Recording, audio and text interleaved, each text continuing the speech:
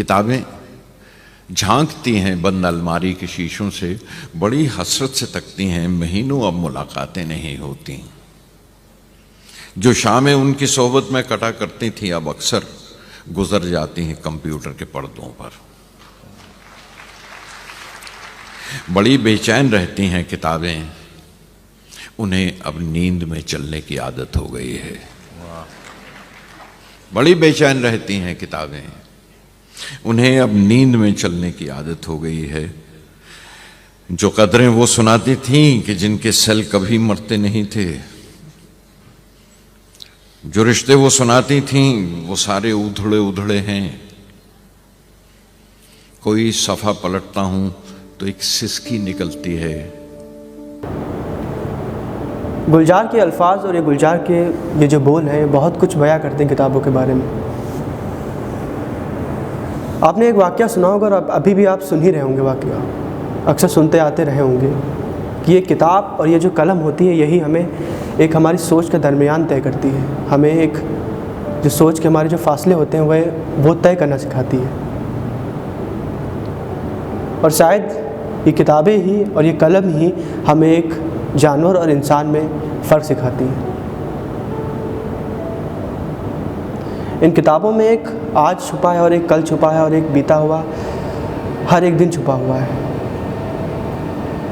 जब ये गुलजार कहते हैं कि ये किताबों की जगह अब ये कंप्यूटर और मोबाइल के पर्दों ने अब जगह ले ली है, तो ये काफ़ी हद तक एक उन किताब प्रेमियों के लिए और वो जो किताब पढ़ते हैं और जो किताब में अपनी एक इमोशनल अटैचमेंट जब उसमें ढूंढते हैं तो उनके लिए दर्द और ये कठिन है।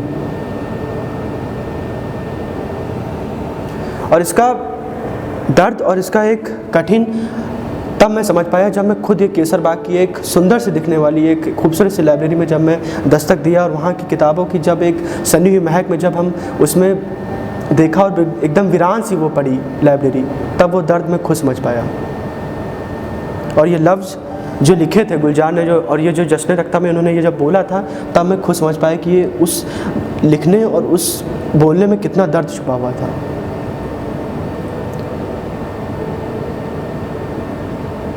वो केसर बाग की लाइब्रेरी थी और जब मैं अंदर गया उनसे बात की तो उन्होंने बताया कि कैसे कंप्यूटर ने अब दस्तक दे दी है इन पुस्तकालयों में। अब सब ऑनलाइन संरक्षण हो गया है इन किताबों का।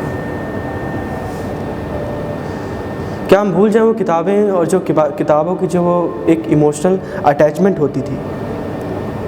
हम अपने घर के आंगन के उस ठीक ड्राइंग रूम में जब जाते थे और वो उस सुनहरी किताबों के अंदर जब वो एक्सचेंज लेटर पाते थे और उस एक्सचेंज लेटर के अंदर जो हमारे दादा दादी और हमारे मम्मी पापा के जो नोट्स हुआ करते थे, वो जब हम उसमें देखते थे एक अलग ही तरीके का उसमें उस दौर के बारे में तो पता चलता ही था, साथ में एक वो इमोशनल कनेक्टिविटी फील होती थी किताब के बारे में कि ये किताबें कितनी तरीके से हम लोग को टर्न दे सकती हैं लाइफ में। वो 70, 80 और 90 के दशक के जितने भी लोग थे वो सब किताबों में ही डूबे रहते थे, किताबों में खोए रहते थे। किताबें समझो उनकी किताबें एक जीवन थी। पर अब ये मोबाइलों ने काफ़ी चेंज कर दिया ये। और जब उनसे बात कर रहे थे तब उस ट्रेंडसेट के हिसाब से तो वो बता ही रहे थे कि हमने कैसे ऑनलाइन की पहल से जुड़ी हैं वो, लेकिन वो उस किताबों का दर्द के पीछे क्या किया जाए। अक्सर हम कोशिशें कर रहे हैं कि किताबों पढ़ने के लिए किताबें बेचने की भी हम अलग अलग तरीके से प्रक्रियाएं निकाल रहे हैं, लेकिन अब वो पहले वाली इमोशनल अटैचमेंट थी वो अभी भी मिसिंग है। आगे आप जब सुनेंगे उनकी बातें हमारी, तब आपको एहसास होगा कि ये किताबों का जो रुख है ये किस तरफ जा रहा है।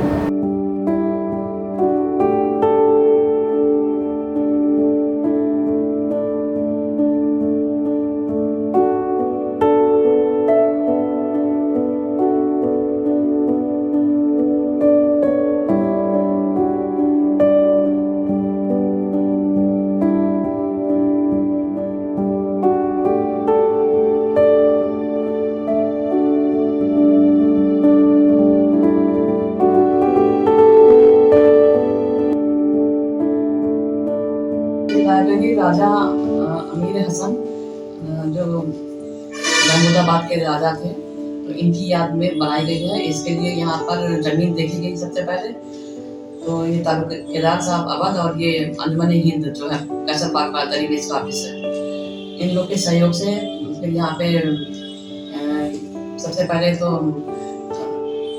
नॉर्थ वेस्ट अवध प्रोविंसेस के जो वो थे गवर्नर हरकोट पटलर, उन्होंने इसकी शिलान्यास किया था वो 22 जनवरी 1938 में। उसके बाद से ये 6 मार्च 1926 में ये बन के तैयार हुई बिल्डिंग। फिर इसमें लाइब्रेरी मतलब की शुरुआत हुई। तो शुरुआत में बहुत तालुकेदार से और जो भी मतलब बड़े बड़े लोग के घराने के किताबें अपनी उन्होंने दी यहाँ पे। फिर किताबें भी लाइब्रेरी खरीदी गई। तो ये सब शुरुआत है 26 से। तो उस समय की जनता बहुत ही मतलब पढ़ने में मतलब रुचि रखती थी, इसी वजह से बनाया ही गया था इसको। किताबें तो उस टाइम पे कौन सी थी, हिंदी या उर्दू? सभी तरह की थी, सभी तरह की थी, हिंदी, अंग्रेजी, उर्दू, अरबी, फारसी, संस्कृत, सब बंगला सभी कुछ था।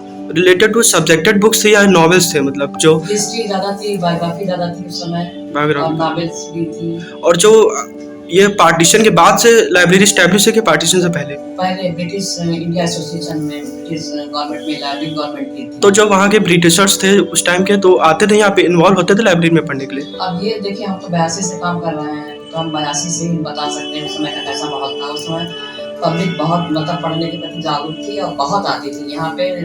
लाइब्रेरी 2 बजे से 8 बजे तक खुलती थी और पूरा भरा रहता था पढ़ने का रीडिंग हॉल, और पब्लिक किताबें स्टूडेंट पे हर समय भीड़ लगी रहती थी। अभी भी नहीं, अब तो इस समय तो मात्र 9 मेंबर मेरे रजिस्टर्ड हैं और मुश्किल से 8-10 किताबें ही इशू होती हैं।